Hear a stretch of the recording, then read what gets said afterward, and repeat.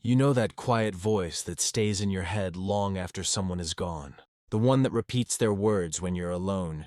The voice that tells you you're too sensitive, too much, not enough, or always wrong. That voice doesn't come from you. It comes from being around someone who slowly trained your mind to doubt itself. Many people think toxic people are afraid of anger, confrontation, or being exposed. They're not. They expect that. What actually scares them is when you stop responding in the ways they can predict. When you don't play the role they assigned you anymore. When their usual tactics stop working, that's when they panic. Because control only works when behavior stays familiar. The moment you begin acting differently, something subtle shifts. They may not be able to explain it, but they feel it. The power dynamic changes. They sense they no longer have access to your emotions, your reactions, or your inner world. And that loss of access is deeply unsettling to someone who survives by influence and control. What follows are 6 quiet changes you can make, not to manipulate anyone, but to reclaim your mental space and peace. These changes don't create drama. They don't announce themselves. They simply make you unreachable in ways toxic people fear most. The first change happens internally. You stop carrying their drama with you. Most people replay painful conversations over and over. They analyze every sentence, every tone, every moment. Toxic people rely on this. They expect their words to stick, to echo, to live inside your head long after the moment passes. But imagine becoming someone who genuinely lets things pass through instead of lodging inside. Something hurtful is said. You notice it, you register it, and then you move on. Not pretending, not suppressing, simply not holding on to it. When the topic comes up later and you seem unaffected or even confused, it disrupts their entire strategy. They were counting on that moment living rent-free in your mind. When you don't replay what they said, there's nothing for them to pull on later. No emotional thread to tug. You become consistent again, calm again, unchanged. That's deeply unsettling for someone who measures power by emotional impact. They start testing, repeating old comments, poking at places that used to hurt. And when there's no reaction, they feel invisible. Their words land nowhere. That's when they realize they're no longer shaping your internal world. The second shift is in how you use silence.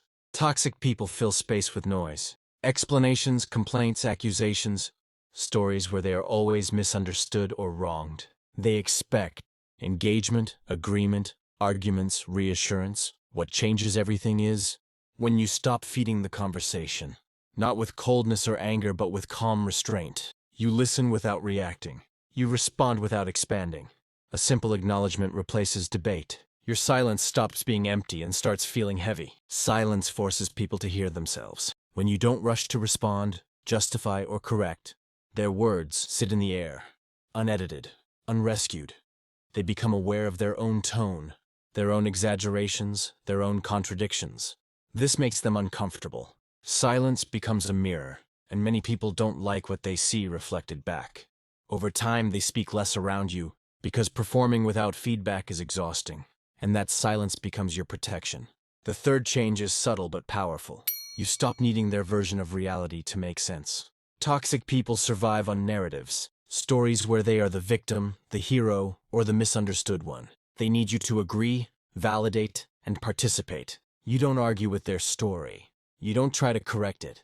You simply stop living inside it. You listen without absorbing. You hear without carrying.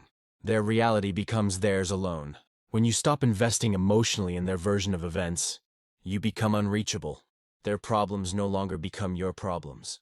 Their enemies aren't automatically yours. Their emotional storms don't dictate your inner weather.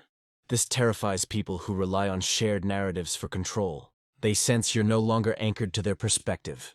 And when someone can't control how you see the world, they can't control how you see them. The fourth transformation is visible. Your happiness becomes independent. Toxic people want to be necessary. They want to believe you depend on them emotionally, mentally, or socially. When you begin finding joy outside of them, real joy, not forced happiness, it destabilizes their sense of importance. You laugh more. You rest better. You enjoy your own company. Your life feels fuller without their presence constantly influencing it. This isn't about showing off or proving anything. It's about becoming internally satisfied. When someone realizes you're no longer waiting for their approval, attention, or validation, they lose leverage. Your happiness no longer reacts to their mood, and that's deeply unsettling. For someone who believed they were central to your emotional life, the fifth change happens in your nervous system. You stop flinching. Toxic people test boundaries through shock. They say things to provoke reactions. They cross lines to see if you'll respond emotionally. When you stop reacting, when your face stays calm, your tone steady, your energy unchanged, they lose one of their strongest tools. Not because you're numb, but because you're grounded. Unshakable people aren't cold. They're centered.